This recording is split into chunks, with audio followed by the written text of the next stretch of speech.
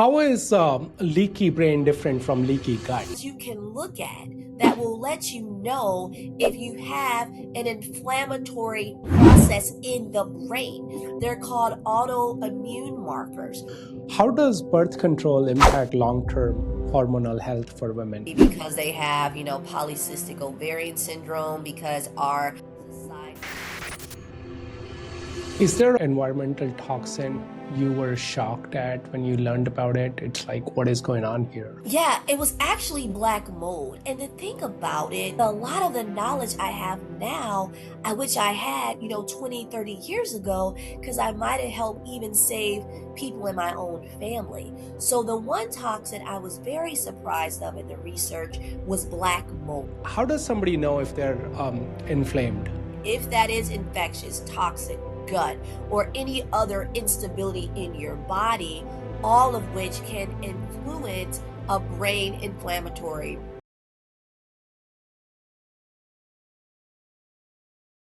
Welcome back, doctor. How are you? I'm great. How are you? I'm very good. Thank you for doing this. Let's jump right into it.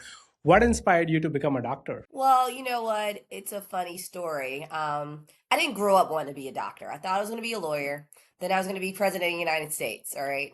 When I was in high school, a friend of mine was like, "Oh my God, you can make $800 in the summer if you go do research." And I was like, "Great, I'll be rich with $800." So I did some research, and at that time, it was research on diabetes, and I was like, "Oh, this is cool."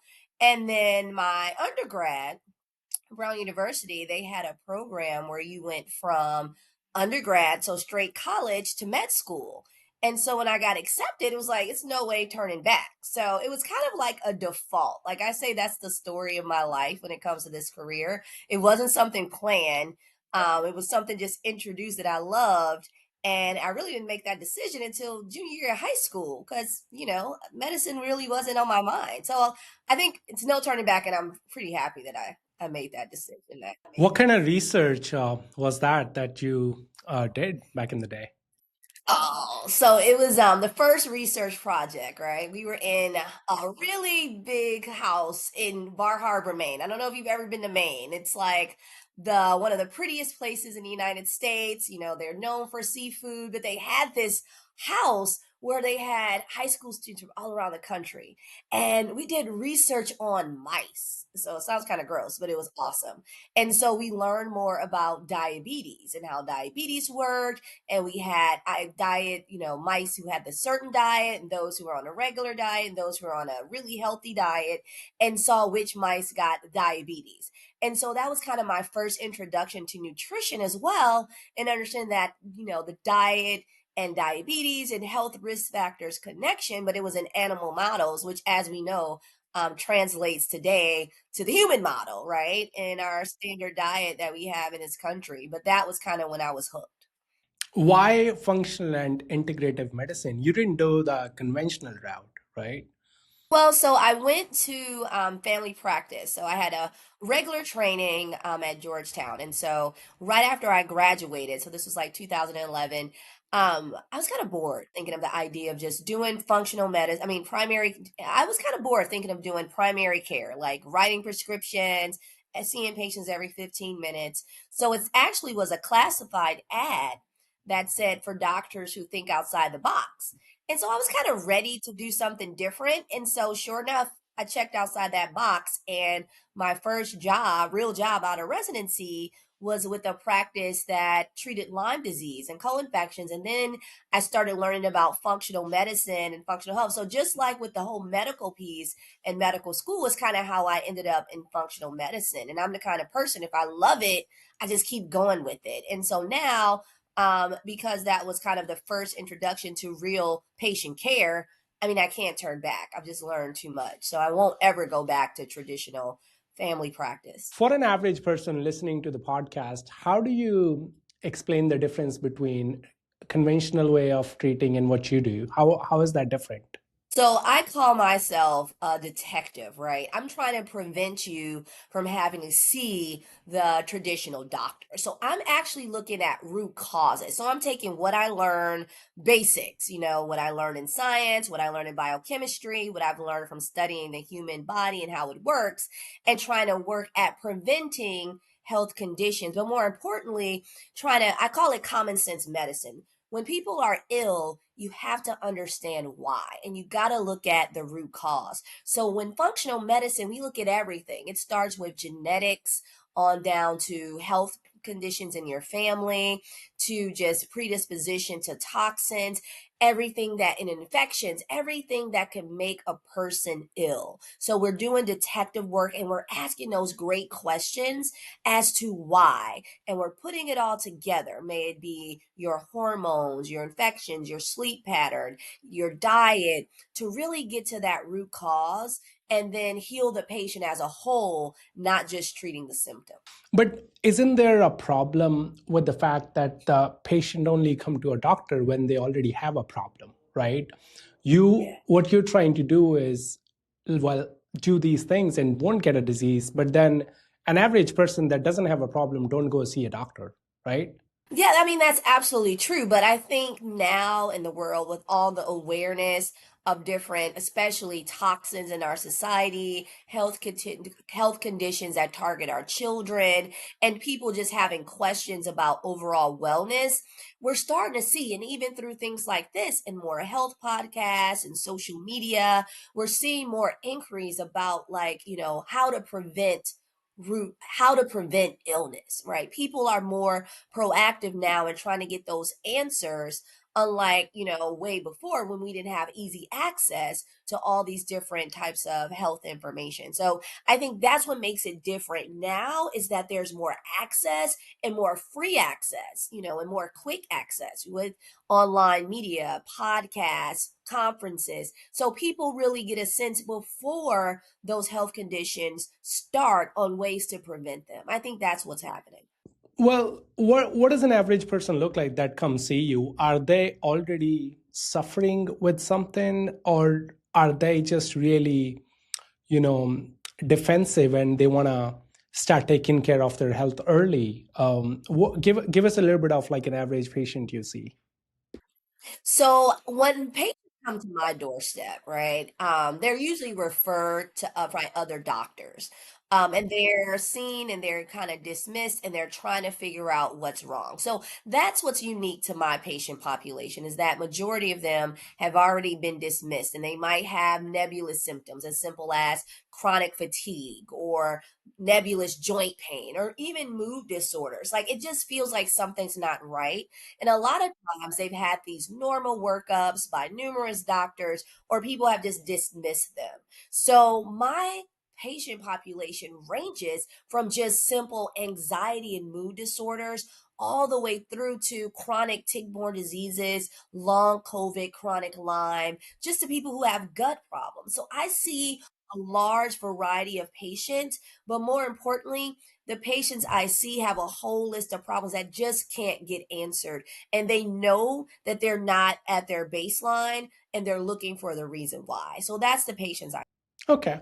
Um, you've mentioned in your content that the way chronic illness is treated was not right. What do you mean by that? Was there things you were noticing in the healthcare system that you didn't like? So the way I always explain it to patients is that there are several different stages of healing.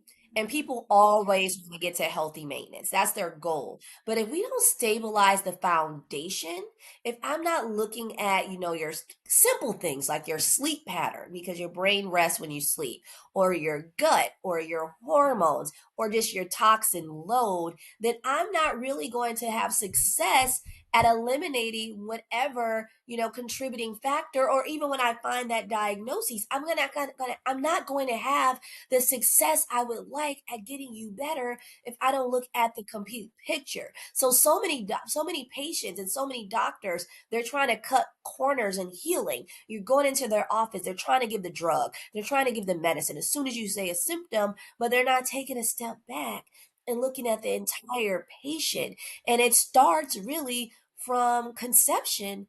And you also have to look at family support. I call it the life component because that always influences health. And that's what people miss, I think, a lot of times. I think a lot of doctors like yourself point this out where the doctors are pushing everybody to surgery and they're putting them on prescription. Why do you think that is? Because it's easy and it's how we're trained. In our medical schools, we're trained on evidence based. We're trained to be providers who know the answers. We're trained not to really ask additional questions. If you have diabetes or blood pressure, we're trained to give you drugs because that's the only way. I always say, when I'm speaking to my colleagues and friends who might be specialists, that we just haven't been taught. We don't know any better. And in this type of society that's financially driven, we have this model where we're shuffling all these people into standard care where you might have limited time versus if you get a functional doctor, it does take time. And it's not easy access in our country to functional medicine providers because it takes time. My initial appointments might be an hour to an hour and a half, and sometimes even 2 hours versus when I was seeing primary care is 15, 20 minutes. So who has time to start talking about root causes? It's get in and out. And that's what one of the problems is in our country is that we have that. So you think it's the system that's driven by money to see more and more patient in the shortest amount of time possible? Definitely the system. And, I always call it, even if our lifestyle, when we have this standard American diet, it's a sad diet. It's a diet predisposed to make you sick, to make you ill. And, the way I look at it is always like it's capitalist. We're in a capitalist society. So we're trying to make the biggest dollar. Big pharma's trying to make the biggest dollar. We're getting more and more toxic than ever before due to what we're exposed into in our foods, in our environment, things like mold and metals, in our infections. Like we're sicker than ever before, which means a better bottom line for big pharma and the hospital. So why would I prevent illness if I'm making financial gains from it? And I think greed has a lot to do with it as well. We can talk about that all day, but I think it's definitely variables that have a part to play, and it's right in front of us. Well, like you said, we can talk about it all day, right? It's the big pharma, it's everybody's trying to make money, and then the money is into making you sicker, giving you bad food and the cheapest food possible. But we don't want to get into that. I mean, there's people that are way smarter than me who's talked about that for years, written books about it, right? And but let's get into the nerdy stuff because that's what I'm really interested in. What's the difference between brain fog and cognitive dissonance? So they can overlap. And what I do and what I specialize in is I look at brains. I'm like looking at that organ to understand the root cause. And I can differentiate by looking at SPECT scan brain imaging, which is a special 3D image of the brain. And we can actually determine if this person has like a dementia pattern. There are certain features we may see on a brain scan that affects certain areas like the front of the brain, the top of the brain, the sides of the brain. So it's a specific pattern that we'll see where there's where there's decreased blood flow that can contribute to that clinical diagnosis of dementia and makes it a little more serious. And there are also the patients who might have that genetic predisposition to dementia. They have certain genes called apogenes, E3 or E4, and they just have that family history as well. So we can kind of differentiate with brain imaging. There are certain patterns that qualify as dementia. Now, brain fog is its own set of worms, because you can have brain fog even going through, hormone changes like menopause or eating the wrong foods that are toxic. And brain fog can be temporary, like, oh, I lost my keys, or oh, I can't remember, what I'm doing. And what I'm finding is a lot of patients that I see overlap with brain fog as simple things like focus problems, all right? Especially in our society where everything is so instant. And they think they're foggy, but they're just not focusing, and they may have diagnoses like ADD, ADHD, and the like. Or we might have patients who have brain fog that's temporary due to their hormones or due to their gut or due to other toxins. So brain fog to me is more a quick reversible thing because it has a concrete root cause versus cognitive impairment, which can be more serious, a little more permanent if we don't catch it. Is there any studies that look into side effects of these brain scans? Because one thing we've seen is a lot of patients benefit from MRIs and CT scans, but then very few doctors will tell you, like if you go into a CT machine 10 times in your life, you're done, right? So please tell us if there is any evidence of like these scans impacting the brain, I guess. So the way I look at scans, it definitely is a form of radiology, but we use 1/4 of whatever dye you would get from a CT scan or MRI. We haven't taken a long-term study of risk and benefits of our low dose tracer material. So that's just to keep it real. We haven't looked at that. But honestly, out of the 250 scans that we've collected at the Amen Clinic, we haven't seen a lot of adverse reactions in our patients just to the dye. Because unlike radiology, MRI, CT, we're using gadolinium, we're using a different form of dye that should be clearing the body pretty rapidly. I'm guessing even if we find out there is, let's say, a small side effect or a damage, that's probably the risk and reward, right? Like if I lose 0.1% of my abilities for rest of my life, but I find out I have these three problems, right? I'm guessing that's kind of with every test we do, right? Unless it's just a blood sample. I agree. And even, yeah, definitely. I'm in agreement with that. And I think that's why it's always important that whenever you're getting any type of imaging, that you work on detoxification or any type of anesthesia or anything that's foreign into your body, that it's imperative that you work on clearing it out of your liver and your kidneys. And that's what I, tell all of my patients, no matter what you're exposed to, you need to have an adequate detoxification plan in place to clear it out the system.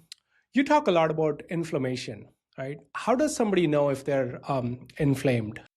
So it's numerous different, signs and symptoms. So I always tell patients, look, if you are having, like we discussed early, brain fog, that can be early onset. And it can start as simply as, like I said, just forgetting what you were doing or having word finding issues. Those are things that you should do your due diligence because you're not at baseline from a neurological standpoint. Even if you drive it as simple as your gut, if you're having bloating or any changes in your bowels, or abdominal swelling and discomfort, that can be a sign of gut inflammation. If you find your body feeling like you have swelling or edema, you're seeing imprints from your socks on your body, you might have any type of pain and discomfort. That's all under and classifies under this inflammatory burden. So inflammation, I focus primarily on brain inflammation, and those are patients with brain fog. A lot of fatigue can be caused by inflammation, just overall not having that energy state that you once have, not feeling refreshed in the morning. All of those things can be an inflammatory, even as simple as visual and appetite changes. So you see that, right? And then you want to know why. And typically, there are outside reasons for that. If that is infectious, toxic, gut, or any other instability in your body, all of which can influence a brain inflammatory presence. How is leaky brain different from leaky gut? So, what we know, and this is so exciting, this is like one of my favorite areas of research, is that unlike when we first start, our blood brain barrier is very fragile. And we know that there are byproducts of, we know that there are byproducts of infections and toxins that have the ability to cross the blood brain barrier. So there are certain blood markers that you can look at that will let you know if you have an inflammatory process in the brain.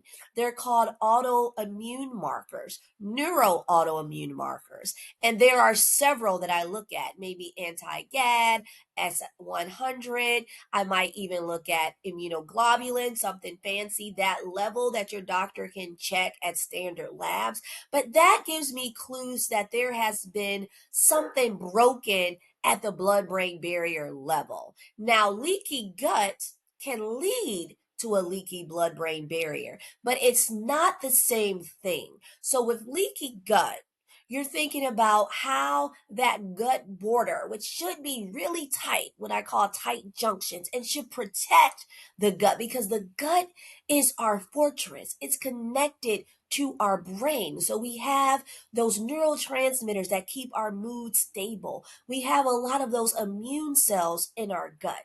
We have trillions of good and bad bacteria located in our gut. So we want to keep that as safe as possible. And when you have a leaky gut, what happens, and I make it very simple for patients, I say, look, you're on a lot of medications and supplements, but if your gut border is leaky, you're pretty much not getting the absorption of those nutrients and those medications and those supplements that you're taking because they're getting excreted out the body. And a lot of times, you're in your waste, right? When you defecate or urinate.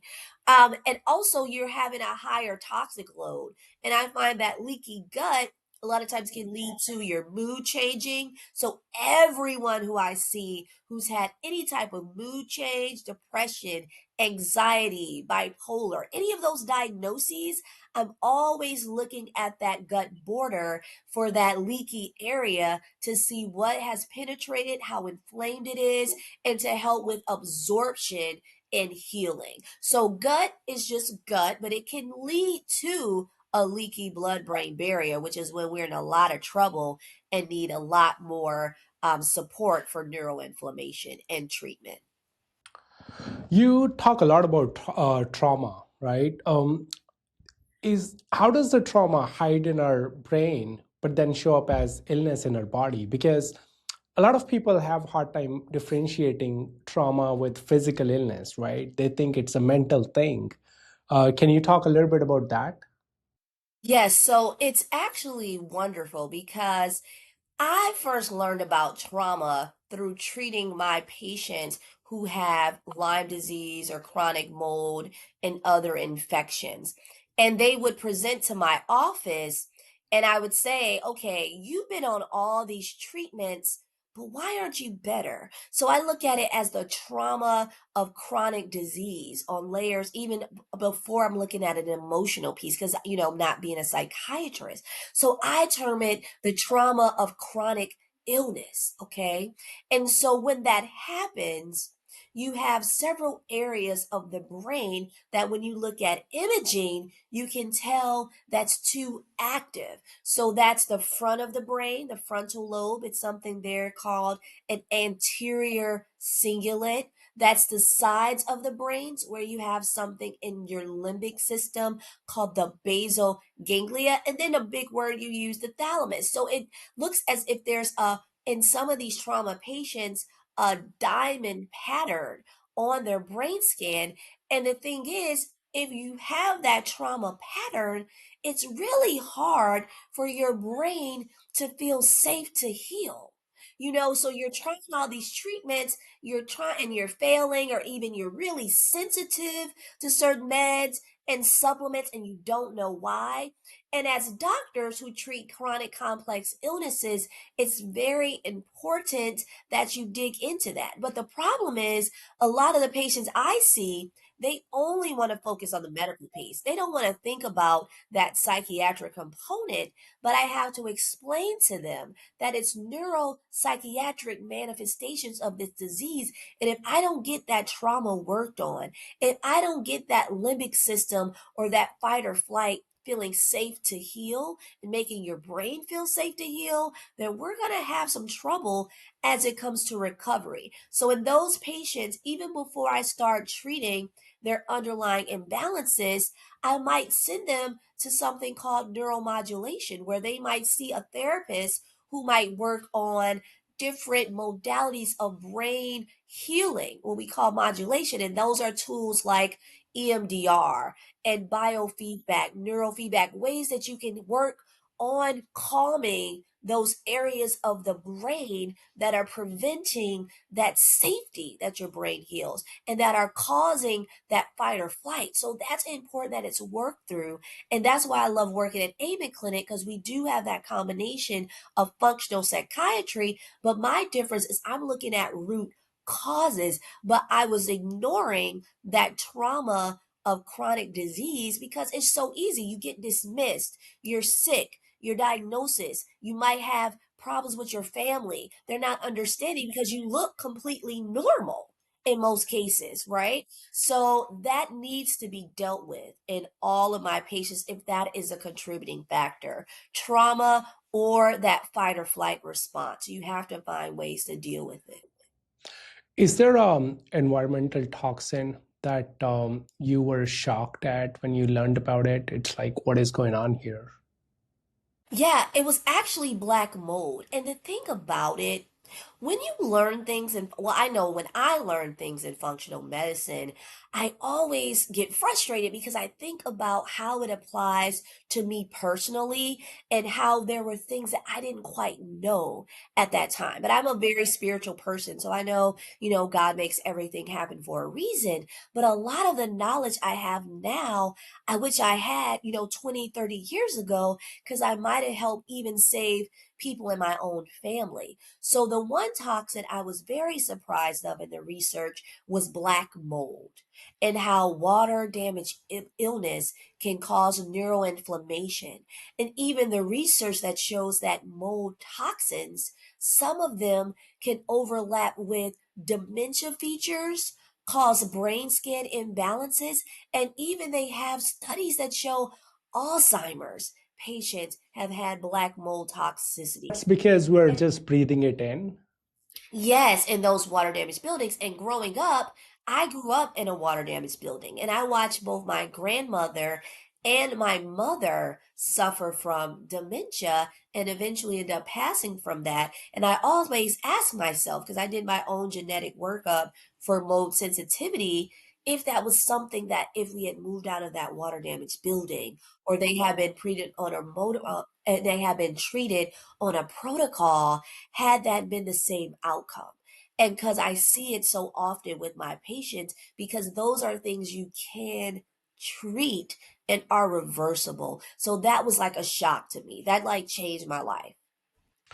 Do you think detox is a real thing or it's just a buzzword? Because I hear that all the time nowadays. I think there are some buzzwords forms out there of detox, like juice fast and this fast.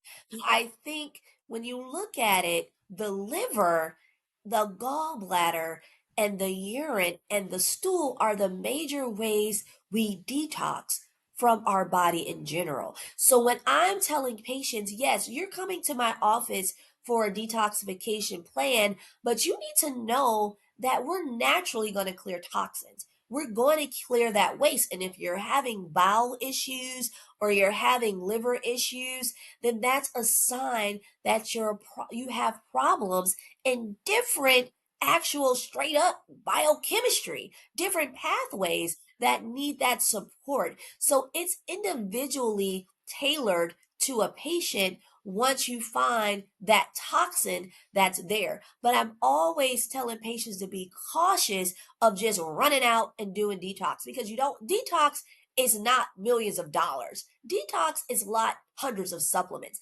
Detox can be as easy as optimizing your gut, drinking lemon water, doing Epsom salt baths, using the sauna, just ways we clear our system. So we have to reframe how we think of detox methods because it can be very simple and free versus also working with a doctor or a functional doctor like myself who finds out those actual toxins and prepare carefully designed plans to help the body, assist the body with clearing them. You mentioned the juice detox. Is that just garbage? Nobody should do it? Because I hear that a lot, right? Oh, I'm going 72 hours just juices. What is that? Like those. I think juice detox, you're eating a lot, you're drinking a lot of sugar. Yes, you might be removing foods out of the plant and they're temporary, but I even think with those sugars and whatever type of juice you might be consuming, that might be causing more inflammation than not, especially, sorry, I had to bark. Especially if you find that you're not supporting your liver or you're not supporting your kidneys and you're just starving yourself of needed kind of nutrients and not doing it under the guidance of a provider who is understands how the body works. Now, I do think that intermittent fasting and I do think that having that temporary break can be of benefit in fasting in general. So I do think there is a benefit of just, having a fasting state, but I don't think that a juice detox, from my standpoint, is necessarily healthy. You need to have some guidance and you need to have some nutrients and you need to have some vitamin support. And I think it's just a fad, honestly, a dangerous one. All these things make me want to talk more and more about the healthcare system, because if we're not fixing that, if we're not addressing that, it's not going to help. So do you think the healthcare system in the United States is equipped to handle chronic illness? I think they want to. Because if that happens, the healthcare system would fall apart and go bankrupt. I think it's more beneficial to keep patients ill. And that's not conspiracy theory, that's just basic math, right? Why would I want to prevent you from being sick if I can make money from that? And both from medication, from procedures, from doctor visits, it's not beneficial in our society to optimize health. It's very beneficial to try to treat problems. And that's kind of why functional medicine is transitioning and we hear words like longevity because we're trying to promote that. We're trying to promote healing and that long-term resolution of inflammation and systemic disease before it gets out of control. So I don't think there's a necessary interest from just general, healthcare system to optimize healthy people from day one. What do you think about RFK? I mean, he's making claims how he's going to make America healthy again. Really get into politics, right? I'm all about kind of seeing results. So if we, by the grace of God, have better health care, better health quality, decrease in, the statistics of people who are ill, then I'm all for it when I see it. But, I feel like you can make yourself healthy, you can help identify root causes of why you're not feeling that way. But I encourage and I advocate for patients to look for root causes and understand wellness, just understanding how to get well and how to stay well. I'm all for that, but not necessarily, any specific campaigns. I'm just a healer, man. I'm just basic. I want to get you there. Of course, we don't want to get into the politics of it, but he is one guy who's been very loud about, look, we have a problem right now. We need to address it. So I like the idea that at least somebody's talking about it. You are 100% right.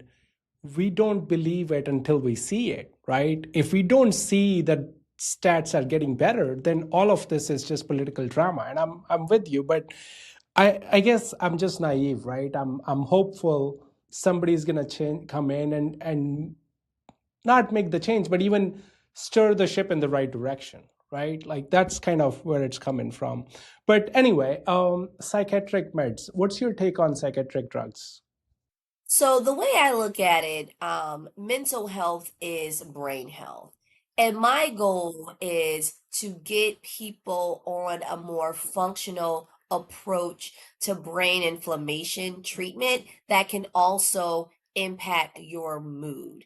So I'm a big fan of going that natural route. So making sure you understand how to stimulate those neurotransmitters with things like GABA that can cause calm anxiety, or L-theanine, or 5-HTP that can boost your mood, or saffron, and the list goes on of those beautiful plants and herbs that we can take to help restore brain wellness and mood. However, I do understand that in some cases, there might be patients who have more severe symptoms than herbals and natural strategies can fix.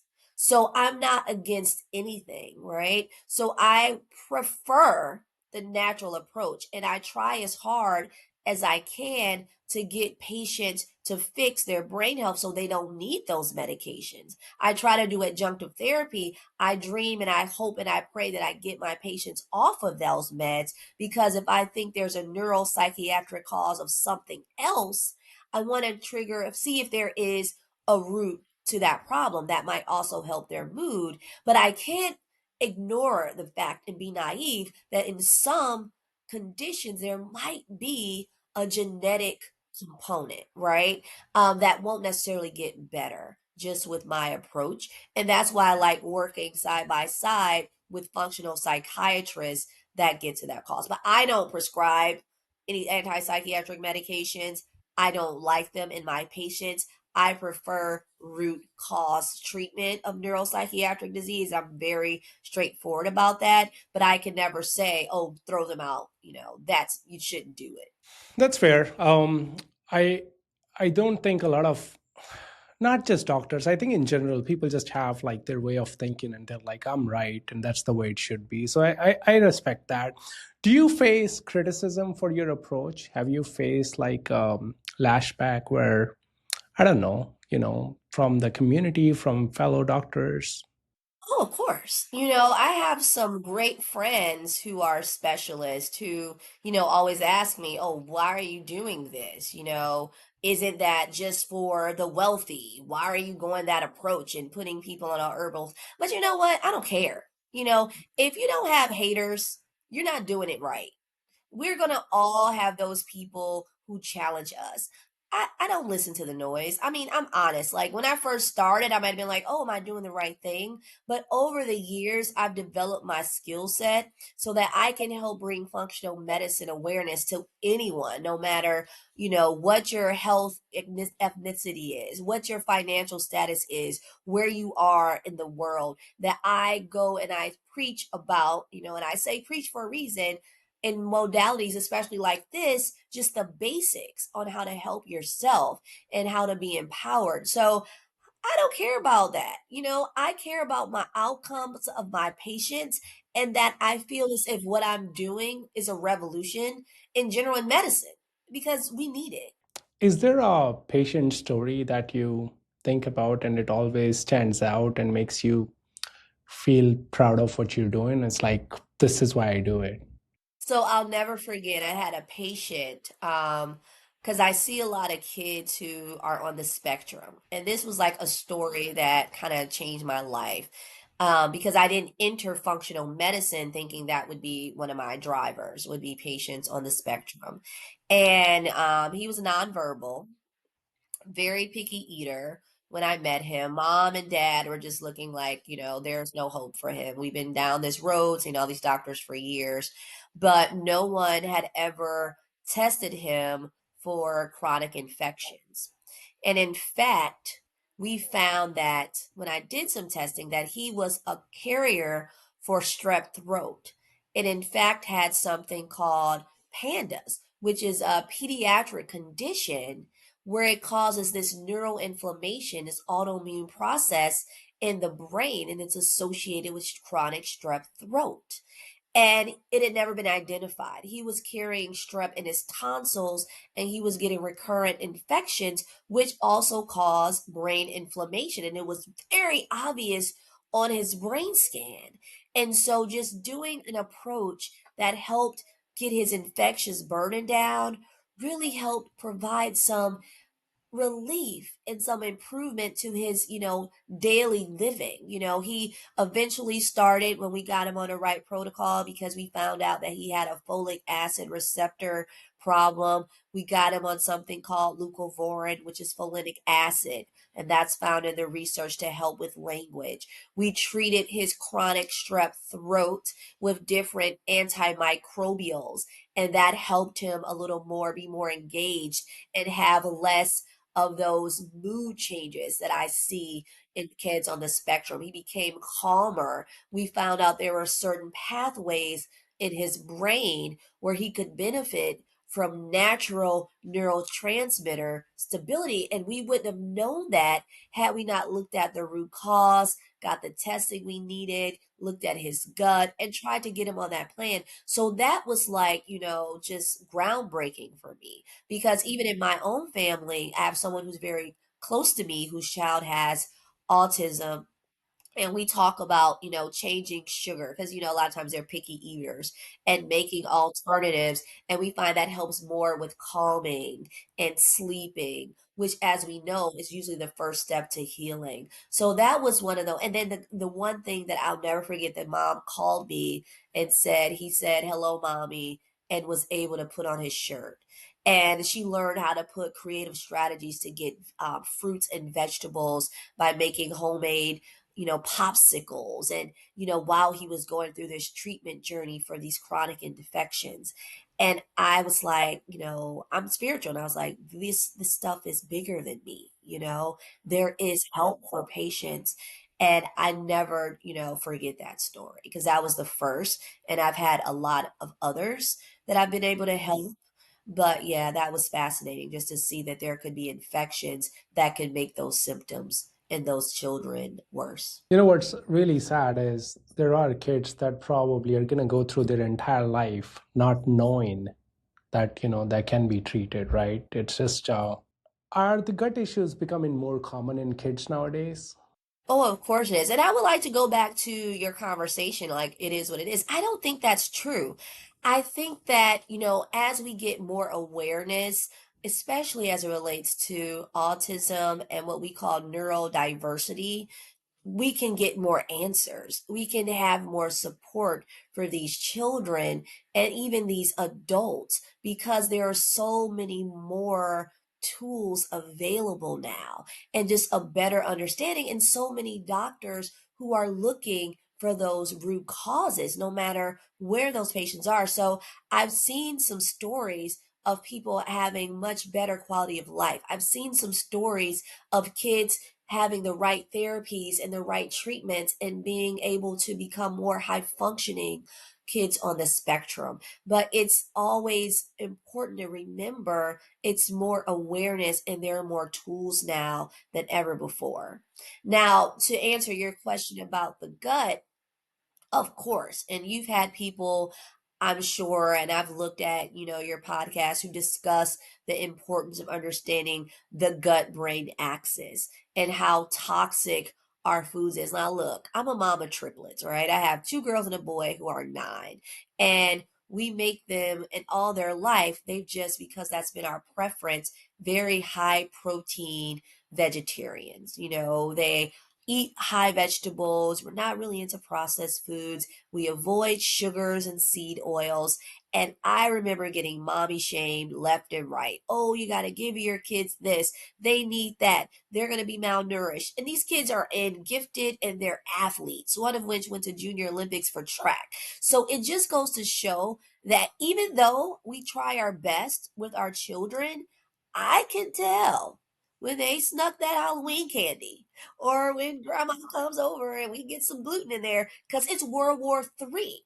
Yeah, they're nice and yeah, they're siblings, so siblings argue, but I'll never forget. It's like it's like a punching bag. It's like, who are these kids? I'm going to drop them off somewhere and leave them there. Or I never forget when I had to realize, let me count the calories and the sugar and make sure my kids are on high protein. So eggs, avocado toast, and they're on their way to school, because a lot of times kids are on all these dyes and processed cereals and processed breakfast. And then you go to school and all of a sudden it's so easy to diagnose them with ADHD, ADD, and focus problems, and end up putting them down the road where they're diagnosed and have this stigma for the rest of their life and are on these medications. And even when it comes to diet, we know leaky gut and toxic foods are higher than ever before. We know that. Everyone knows that. And that's why I kind of focus even with my kids. I have to use my knowledge of different cultures, and I have to look at what the patient can do, because you can't really tell a working mom who's working 9 to 5, or that single mom who has limited resources, to go and be gluten-free, dairy-free, sugar-free, corn-free, where they have to feed a family of 10 on limited budgets, right? You have to find out a way to teach these families what to eat. And, I'll never forget, I had a kid who hated fruit. And I told his mom, look, go to the Asian market. Fruit is cheaper. Or even get frozen fruit, because that's cheaper. And make out of toothpicks and molds their favorite cartoon character out of fruits. And put it on toothpicks and make them interact with it. And sure enough, it worked. And he started introducing more things. Then she started making other, characters, adding strawberries, adding blueberries, adding pears. And it was just, she didn't think of that. It's just learning the basics. Or even if you're trying things that are frozen for your kids, I tell a lot of moms, look, being healthy doesn't mean being rich. And if your diet is one that's based on a certain culture, I'm not going to change it. If someone's Latina, I'm not going to change them and say corn free, overnight. It's all about knowing what to eat and taking those strategies to introduce those foods into your diet. But also, doctors need to be more aware of what their patients can do, because I hate the word diet for these kids. I want lifestyles, and I want things that kids can apply as they turn into healthier adults. So that's kind of how I frame it in my practice.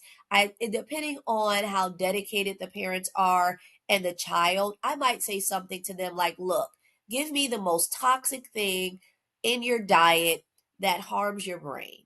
Teens get dragged off, they're like, I don't know, 6-year-old who eats Takis all day at McDonald's. They don't want to talk about that. But we make those steps by introducing delicious, healthy options and making those transitions so that eventually they're where we want to be. Eventually, they're off gluten and sugar. But forcing these families and forcing these kids to try to do that long term in the beginning, I find I get a lot of rebellion, but we all know it's toxic. We all know the foods, we know the seed oils, we know the dyes, we know the fast foods are toxic, but we also know they are cheaper. And we know that everyone can't afford, the whole foods, the processed free, the gluten free. They might not be able to afford it. And it's okay as a doctor to understand that, but we need to start focusing on how to integrate cultural and financial and those resources to get that patient on that healthy lifestyle. You talk about being vegetarian and a protein heavy diet. A lot of vegetarians don't consume eggs as part of their diet. Do you have any tips for those families? How can they get protein in a vegetarian diet if they don't eat eggs? Yeah, so you can eat things. I mean, look, big bottom line, everything has protein. Okay, that's a myth. Oh, you're going to be protein deficient if you eat a plant-based diet, because, I get people, oh, you only need to eat meat or you're going to suffer. I think not every diet is for every person. You need to optimize, your B12 and your supplements if you're taking that approach. But as it relates to protein, everything has protein. But what I find, some of the beneficial meals in our family, we might do more avocado toast. We might have things like, chickpea patties, or, even Indian chana masala, will make that. We find ways to have protein based, alternatives for our pastas, so that it's not just, carbs, we've integrated like chickpea pasta. We've made, so I do a lot of, in my family, I have to find those sources, beans, avocados, those type of vegetables, soups that can really get the kids that nutrition that I need them to have. Because I aim for 30, grams in kids, 40 grams in adults. And sometimes you might have to supplement, with a good quality, clean protein powder, right? And make sure you're supplementing with the right vitamins. So I think it's a way to do all lifestyles in a healthy manner. And especially when we have access to the internet. I mean, all you have to do is put in how to get 30 grams of protein in a vegetarian diet, and it's up like, instantly. And it's just knowing how to introduce that and trying to be compliant. But I'm not one to say every patient needs X. Everyone doesn't have to live like me. Some people do well on paleo, some people do well on carnivore, some people do well on ketogenic. It's based on your brain and how you feel. Some people can't tolerate vegetarian diet. They might need, so it really is an individually tailored approach. And we just made that for our children because I found out that it helped with their gut. I found out that it was helping with their brain function. And when we tried to introduce certain things earlier, it just didn't work for them. And now they just don't prefer, they prefer not to have these. Have you watched this Netflix documentary called The Game Changer? Yes, I have. That's the one that always, I grew up vegetarian, but then I started eating meat, and I was always like, well, you need meat, you need protein, right? That's what I thought. But then you watch that, and these athletes who've been like not able to do something for 35 years, and they go on a vegetarian diet and break their own record. It was like fascinating. But I don't know, like, I'm not a doctor, right? I'm not gonna tell people what I think is right or wrong. And like you said, you do you. But I think people that doubt vegetarian diet should watch that documentary. It's fun. I totally agree. And I think people need to be open minded because some people think, oh, a vegetarian diet is a carbitarian diet. You have to make sure you're introducing those whole foods and those whole proteins and those antioxidant rich foods into the diet, especially those cruciferous vegetables, and not be a processed vegetarian, which is as bad as being a processed anything, right? So it gets a bad rap. Plant-based diets get a bad rap, just like carnivore diets get a bad rap. It's all about health. What is your metabolic status? What do your labs look like? What does your brain look like? And that's the plan for you. So I'm never all or nothing. And I think that documentary, even with some of my patients, did change their impression of how to live. Let's talk a little bit about women's health because that's the topic we haven't touched on.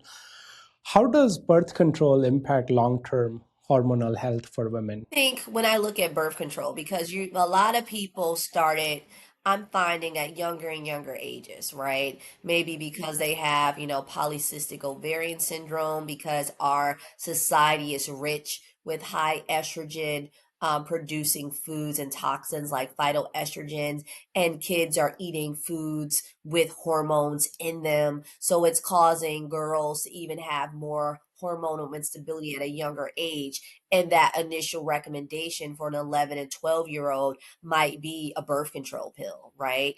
That, even, yeah, for, I know when I was young, a lot of my friends in elementary school, I never forget, she was like, oh, yeah, I'm on a birth control pill. And she was 12.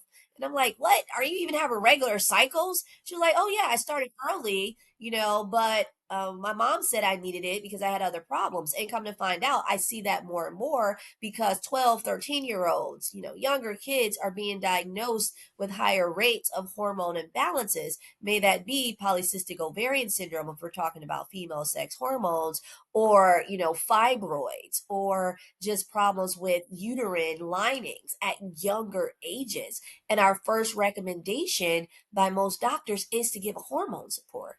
Well, I think that there could be some risk and some benefits. Hormone support, I think, is best utilized as we go through perimenopause and menopause. Okay. I think that as it relates to birth control pills in younger kids, I think there are so many natural alternatives and plant based like wild yam root, which can lead to the production of progesterone, rhubarb, which can lead to the production and balancing of estrogen, things like berberine, which can help balance those male sex hormones. I think that doctors, and once again, that goes to looking at the root cause of functional medicine, they're not looking at that. And things like inositol, which can help these little girls who have PCOS symptoms or estrogen dominance, high testosterone. It's like we're not looking outside the box. So I'm a big advocate on the research that in perimenopausal women and definitely menopausal women, that hormones, bioidentical hormone support can help brain health. But I think that at a younger age, I mean, it's really up to the person, but I think that trying natural strategies can be a benefit as well. What do you recommend for women in their 30s when they just feel fine? Are there any tests at that age they should start looking at? So I like patients, to be proactive, right? Now, especially because we're all going to age. So wouldn't it be wonderful if we could keep that 30-year-old brain, that healthy brain throughout the rest of our life? So I do promote kind of healthy lifestyles. I'm not that doctor that goes and treats people just because I want to. If they're asymptomatic, what we focus on is how to stay that way. So I might look at their vitamin and nutrients. We might sit down and see their diets and what foods they're eating and if they're eating a brain healthy diet. We might make sure we're looking at their omega index and their vitamin loads, and their toxin load just to be proactive. And I see that quite a bit because I think we all have to understand we age. We're going to get older, right? Our brains are going to age. But what if we had a plan to just understand our risk factors? And that's what I did when I was younger. I started in functional medicine in my 30s and I was just curious. And I was just out of curiosity, just knowing that our brains naturally age as we get older. I mean, that's just basic. But I think that being proactive in prevention and what that word is longevity to optimize that 30-year-old brain so that you have it at 70, right? And that is what we work on a lot. So it's not mean you do a lot of treatment, it's just more discovery of what risk factors you may have. May that be hormonal, genetic, metabolic, diet, and things you can do to prevent problems later on and optimize the brain we have. That's awesome. This is so much fun. I have these rapid fire questions for you. I'm ready.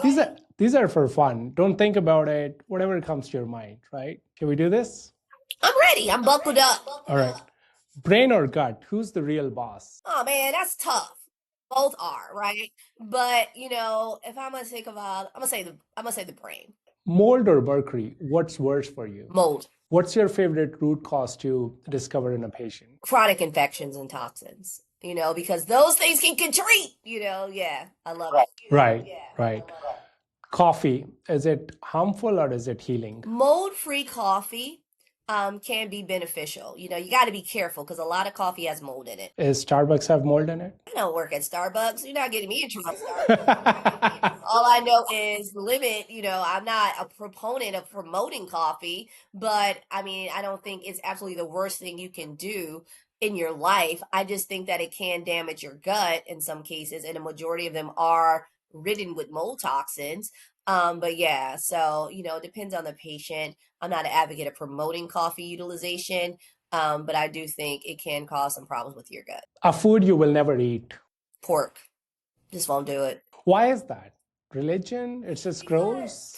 Because pigs just have so much in them. May that be from parasites.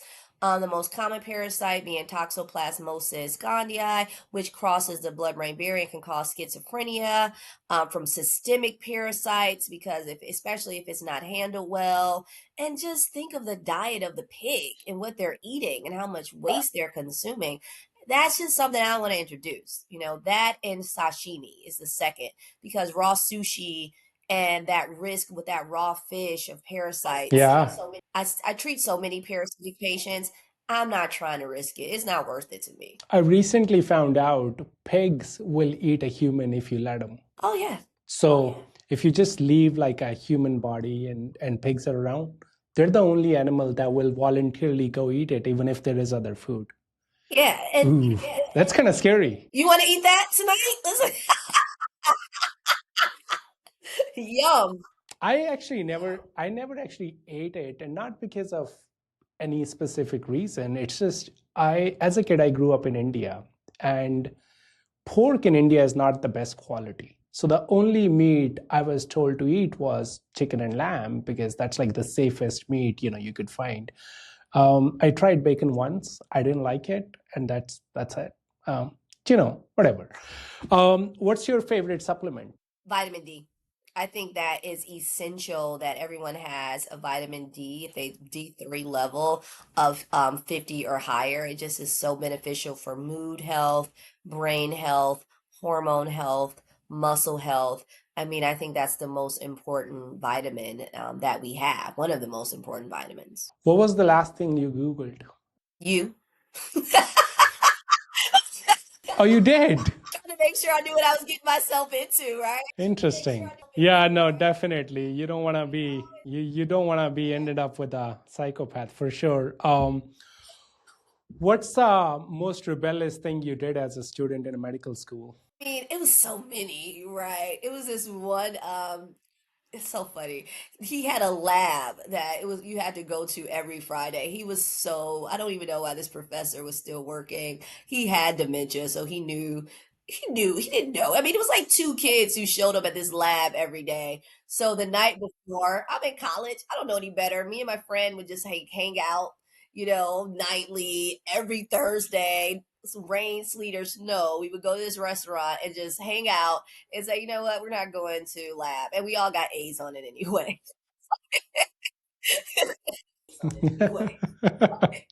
That's hilarious.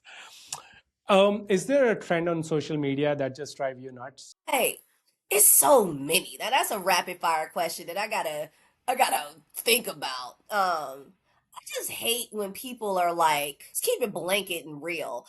All these like kid babies running around talking. There's this new trend now that one of my patients told me about where AI is making these babies, these little babies on the internet talk and run around and say negative things, and kids are getting access to it.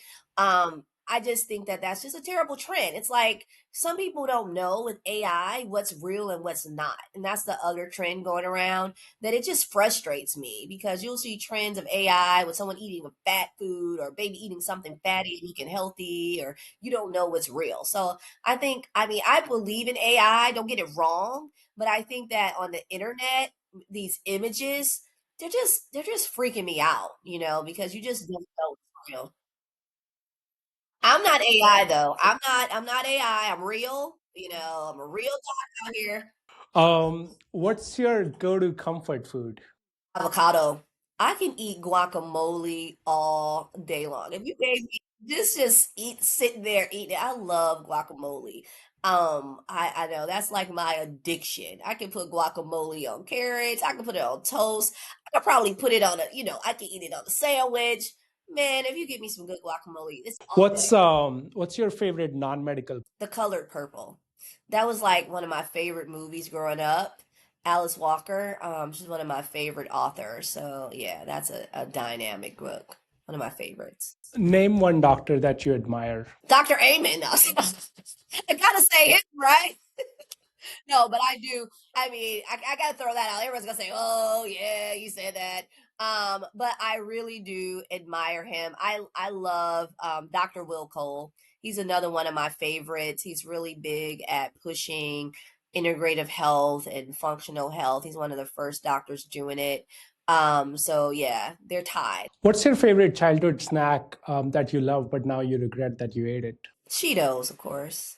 Who didn't love Cheetos? Oh my Cheetos, Ritz crackers, those are my thing. And then I'm like, they're banning Ritz crackers, as I got older. But as a kid, and then also I don't know if you had that Little Debbie's. Oh my God, they had these oatmeal sandwiches. They were so good. Like, oh my God, now you can't even find it, right? But oh my God, I ate those. My mother put two or three in my lunch, and I was like so happy. Would you rather give up social media or sugar? I mean, sugar, because sugar it creates yeast, and yeast is a beast. And if I give up social media, I'm done. I can't educate people like you. But definitely, I mean, they're both hard. Don't get it wrong. They're both addictive, seriously addictive. Especially short videos. They're showing how much damage it does to the frontal lobe in general and messes with our attention. And we're looking at brain scans and we can tell, people who have those addictions to devices and phones and how much damage it's doing to our society. But at the same time, there are some good things about social media. There's some good things. Yeah, that's what I was going to say. With sugar, it's really hard to find any benefits. Even if there is a little bit, you probably will end up getting it in your food anyway, right? It's just impossible to go 100% sugar free. But Of social course. media, there can be a balance where you're like, look, I'm only going for a specific reason to do my research, whatever that may be, right? So that's a really good answer. Exactly. Yeah. What's the most common root cause you see in your patients? Hormone imbalances and sleep. Those are the top two things. Like patients will have these chronic complex illnesses and their doctors never check their hormones or assess their sleep. They never talk. They're like, oh, I never talked about that because, those two things will also impact your health. Right? They're going to impact your brain and they're basic. If your hormones are imbalanced and your sleep is imbalanced, I don't care what I give you for your gut or your infections or your toxins, it's going to be challenging for your brain to heal. And those are two easy things that doctors ignore, don't even, ask about. When you talk about sleep, do you mean people just not get enough sleep, or is there something in the sleep they're doing it wrong? So I feel like sleep, not getting enough is huge, especially in our society. Scrolling late night, high caffeine levels as you go through perimenopause, menopause. Those things, your brain needs optimal sleep to heal, to be rejuvenated, to have those new nerve cells and blood vessels be optimized in your brain. You need your sleep. I mean, that's mandatory. But I also find that a lot of my patients who present with just this overall brain fog, a lot of them, no matter how much they weigh, have sleep apnea or some form of sleep apnea where they're just not getting optimal oxygen to their brain, at night. And that's killing brain cells. And people don't even think about, oh, I don't snore. Oh, I don't this. So when I'm looking at brain scans, there's actually patterns that I can see associated with sleep apnea. It makes me question that and send them for sleep studies.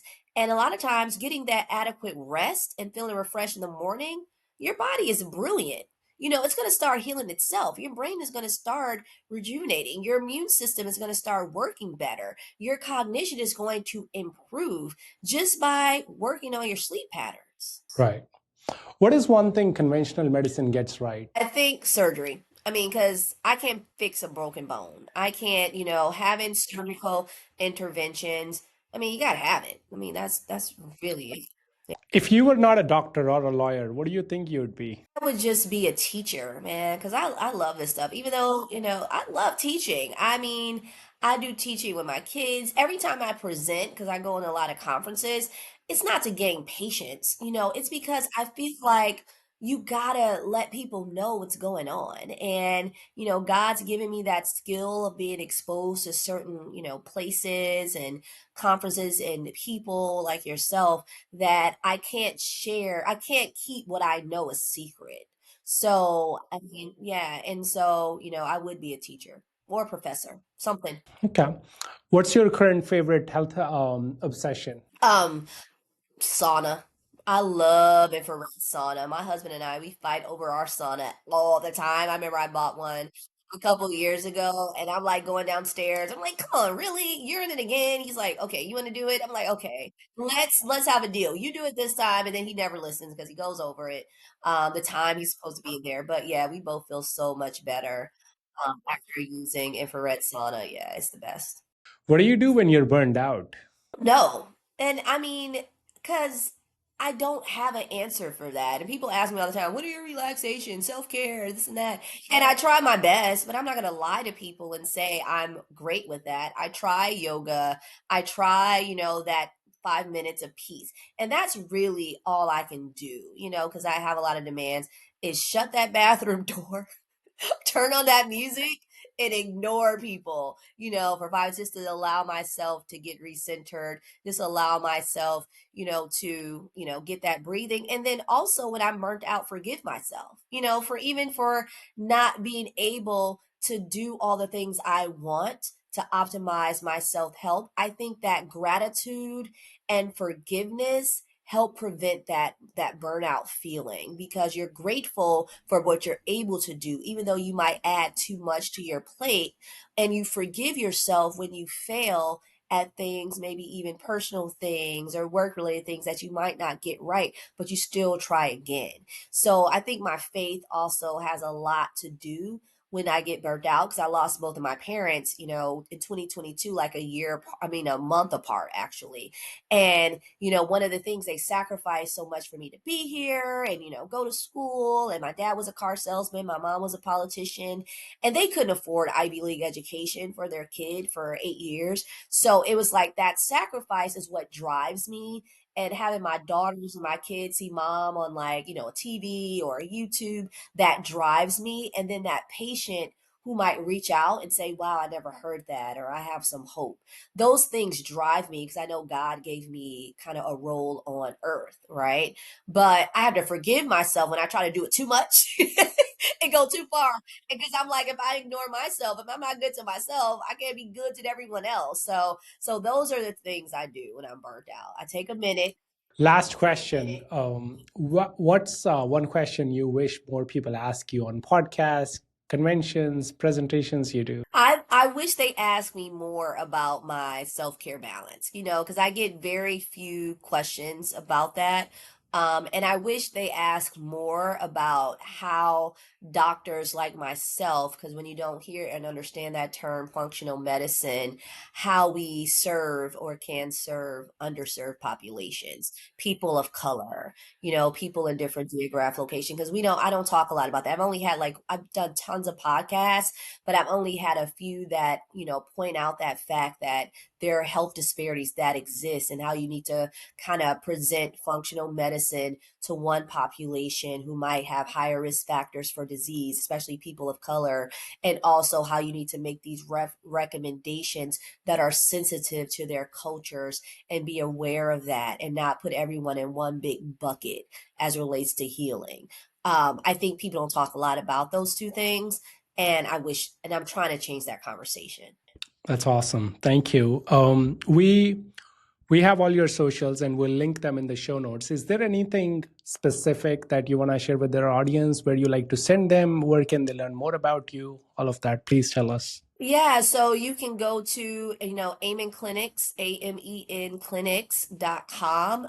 Keep in mind that I am not a psychiatry, but I focus on the root cause of brain inflammation. So I'm a functional medicine doctor.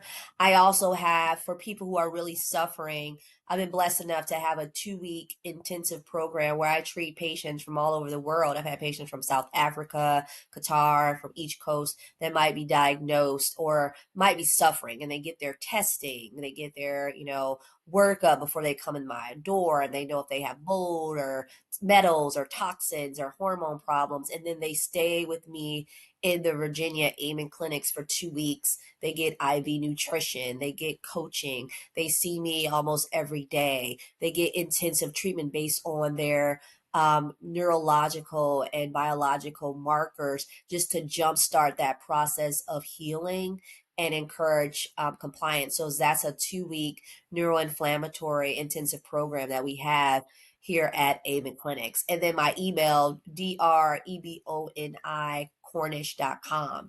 At Avon Clinics, if there are patients or doctors who are following patients, they're like, wait, I'm stuck. I don't know if this is neuroinflammation or not. We have that ability to simply, have me look at a brain scan, just at neuroinflammation, review your labs, look at you from health standpoint as relates to guts, or gut health or infectious health or toxin health or autism, all of those things that optimize brain health. Those are unique things that we have at our clinic, that I do as a functional medicine doctor outside of my role with collaborating with psychiatrists. I focus and I have my own kind of paradigm for neuroinflammation that helps patients as well. Awesome. That's awesome. We'll find all that information, put it in the show notes. Yes. Oh, the last one I forgot to tell you. ILADS, ILADS.org. I'm president-elect of that organization, and that's our International Lyme and Associated Diseases Society. It's a group of over 600 doctors all around the world that treat chronic complex illnesses, chronic Lyme disease. And that's for anyone who might be misdiagnosed or suffering and want to know if they have a chronic complex illness. There are hundreds of doctors in our directory that are here to support you. Awesome. Thank you. This was so much fun. Thank you so much. Thank you for having me. This was fun.